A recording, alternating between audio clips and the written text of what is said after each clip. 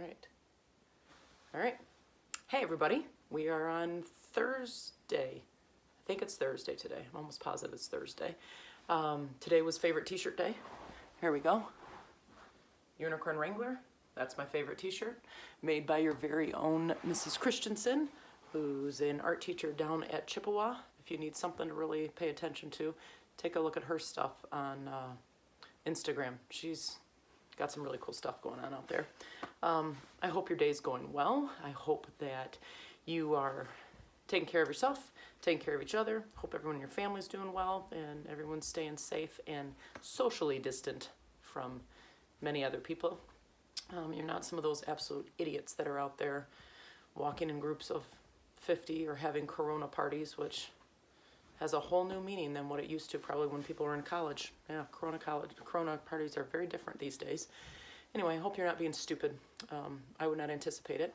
I want to say hello to first hour anatomy, hello to second hour anatomy, third hour anatomy, my fourth hour bio, and my fifth hour bio.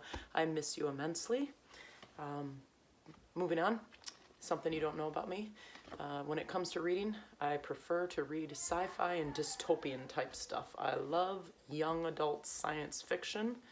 I'm not reading any of that stupid crap of Nicholas Sparks or anything that's going to make you cry and everyone falls in love and dies eventually. I hate those books. So, forgive me for talking about Nicholas Sparks like so. Anyway, today we've got a new book going on here. Harold and the Purple Crayon, one of my favorites. I will tell you I did have experiences in my own home. At one point it was Isaiah and the Purple Crayon, and another day it was Olivia and the Purple Crayon, and actually it was also Isaiah and the Blue Sharpie as well. So we've had our own experiences. But anyway, Harold and the Purple Crayon by Crockett Johnson. Crockett, that's a sweet name. You could be naming your kid something like that. I'm going to move up so everybody can see it. I don't have glasses, so I guess I'm not wearing them today. All right, so here we go. One evening, after thinking it over for some time, Harold decided to go for a walk in the moonlight. There wasn't any moon, and Harold needed a moon for a walk in the moonlight. And he needed something to walk on. So he made a straight path so he wouldn't get lost, and he set off on his walk, taking his big purple crayon with him. This is bound for trouble. But he didn't seem to be getting anywhere on that long straight path, so he left the path for a short cut across a field, and the moon went with him. It's been a long time since I've read this book. A short cut led right to where Harold thought a forest ought to be. He didn't want to get lost in the woods, so he made a very small forest with just one tree in it. It turned out to be an apple tree. The apples would be very tasty, Harold thought when they got red. So he put a frightening dragon under the tree to guard the apples. It was a terribly frightening dragon. I think that's a good dragon. It even frightened Harold, so he backed away. His hand holding the purple crayon shook. What do you think it's going to become? I can't remember. I feel like it should be water. Suddenly he realized what's happened. By then, Harold was over his head in an ocean.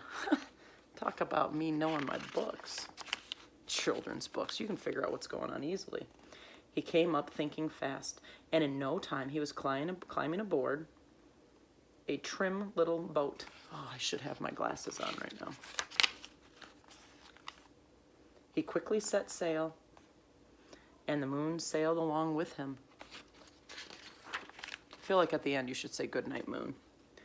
After he had sailed long enough, Harold made land without much trouble. He stepped ashore on the beach, wondering where he was. Okay, he drew an anchor. The sandy beach reminded Harold of picnics, and the thought of picnics made him hungry. So he laid out a simple, nice picnic lunch. I wonder what he's going to eat. There was nothing but pie. But there were all 9 kinds of pie that Harold liked best. There better be an apple pie in there. When Harold finished his picnic, there was quite a lot left. He hated to see so much delicious pie go to waste. Oh, that is a skinny reindeer. So Harold left a very hungry moose and a deserving porcupine to finish it up. That is a skinny moose. Look at those ribs. And off he went, looking for a hill to climb to see where he was.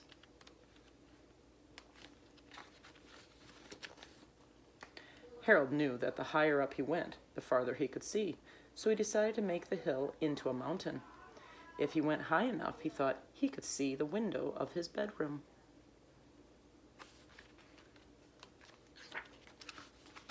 Oh, he's going up past the moon. He was tired, and he felt that he ought to be getting to bed. He hoped he could see his bedroom window from the top of the mountain. Look, the moon's right there. It's a high mountain. But as he looked down on the other side, he slipped, and there wasn't any other side of the mountain. He was falling into thin air.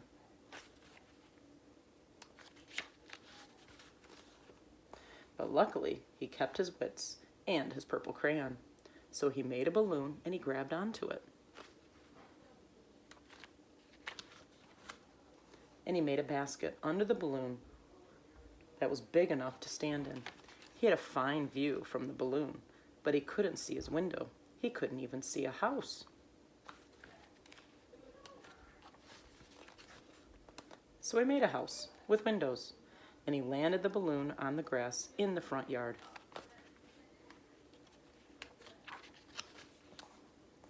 None of the windows was his window. He tried to think where his window ought to be. He made some more windows. He made a big building full of windows. I don't know where this kid's parents are. He made lots of buildings full of windows. He made a whole city full of windows. There's the moon.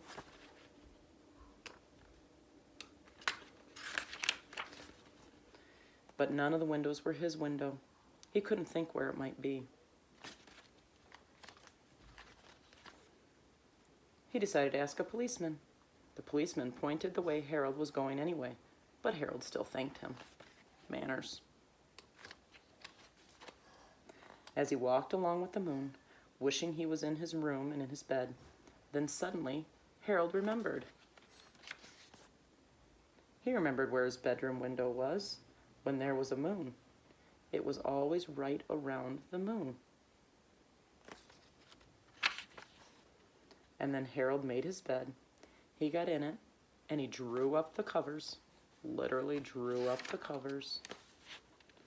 And the purple crayon dropped on the floor, and Harold dropped off to sleep. I like that book. I hope your day's been good. It's been eventful in this house. It's been pretty much Harold and the purple crayon all day with kids doing, oh geez, God knows what. So I hope that you enjoy your day today, and I hope you have a wonderful night. Play some games with your family, a little bit of Uno, maybe a little bit of gambling, maybe a Kahoot. But I hope your day goes well, and we will see you tomorrow. Tomorrow is, what is tomorrow? Friday. And I can't remember what the day is. I don't remember what it is, but I know it's Disney Day. So wear your Disney stuff. Have a good night.